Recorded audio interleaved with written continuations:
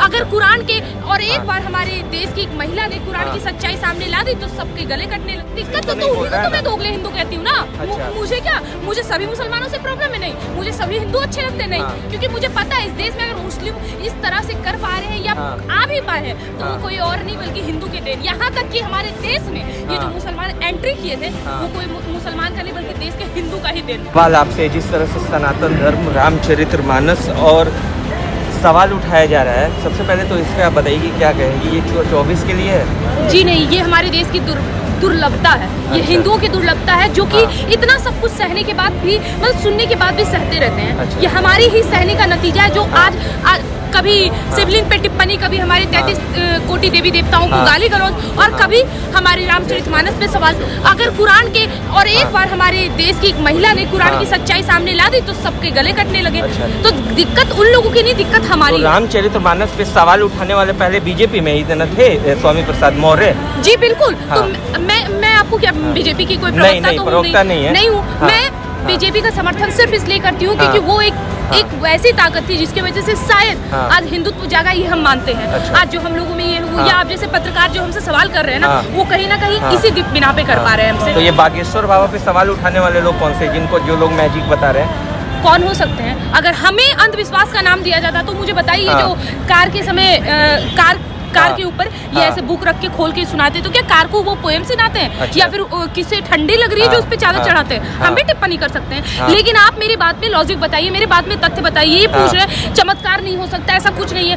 हमारे देश में वेदों के लिए जाना गया है, वेद है ना, ऋग्वेद, सामवेद, लास्ट है हमारा अथर्ववेद। अथर्ववेद में इन सभी विद्याओं के बारे में शुद्ध रूप से जानकारी दी गई है। हमारे ग्रंथ के अलावा और किस ग्रंथ में इस विद्या के बारे में बताया गया, ये मुझे स्पष्ट करिए। लेकिन टीवी पे आके तो उसने से आपने देखा था ना वीडियो जिसमें उन्होंने इसको मैजिक बता दिया था। हाँ, तो बिल्कुल वही तो हो ही रहा है ना, मतलब मैजिक बता देना या जादूगर है या फिर पाखंडी है, ये टैग आपको हिंदू के को ही मिल सकते हैं। कोई मुस्लिम होगा तो सर काट दिए जाएंगे।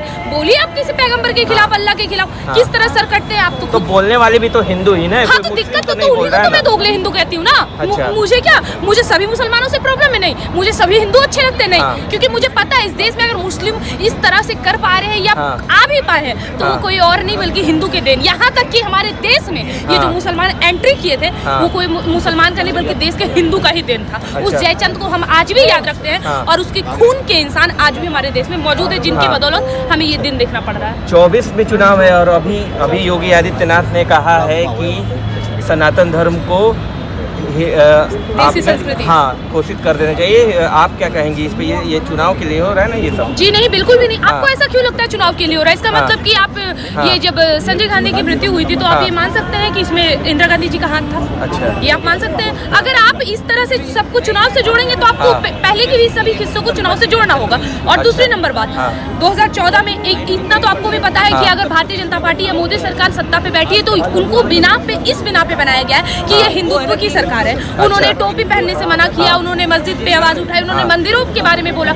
जिस टॉपिक पे बात की, धारा 370, 35 से राम मंदिर निर्माण, 3 तलाक, CA, NRC, GST, जिन बातों का जिक्र उन्होंने किया वो सभी पूरा करते चली गई। लेकिन इन सभी से समस्या तो हिंदू लोगों को ही ना है। जो सवाल उठाने वाले राहुल गांधी है ना, धारा 370 पे राहुल गांधी हिंदू है क्या? तो राहुल गांधी हिंदू है क्या? हिंदू ही तो है। हिंदू है, किस एंगल से हिंदू? उनको तो खुद नहीं पता है कि उनका कास्टिज्म क्या है। राम मंदिर पर सवाल उठाने वाली सोनिया गांधी बिल्कुल वही तो दिक्कत है।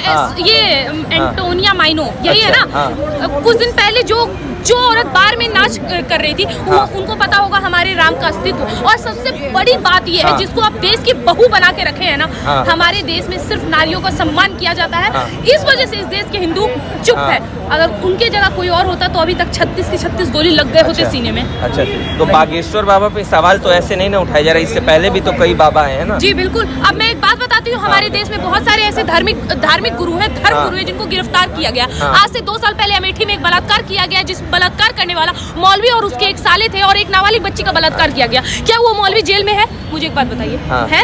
नहीं है? किसी को पता है? नहीं है। और ऐसे ही बहुत सारी घटनाएं हैं। आप जाएं और एक बार गूगल पे भी सर्च करें, अगर आपको मेरी बात झूठ लग रही है तो सर्च करें और मुझे ये बताएं कि अभी तक कितने पादरी और कितने मौलवी जेल में है। नहीं, केवल भगवा रंग को टारगेट किया गया और उसको समर्थन करने वाले इस देश के दोगले हिंदू। अच्छा, धन्यवाद।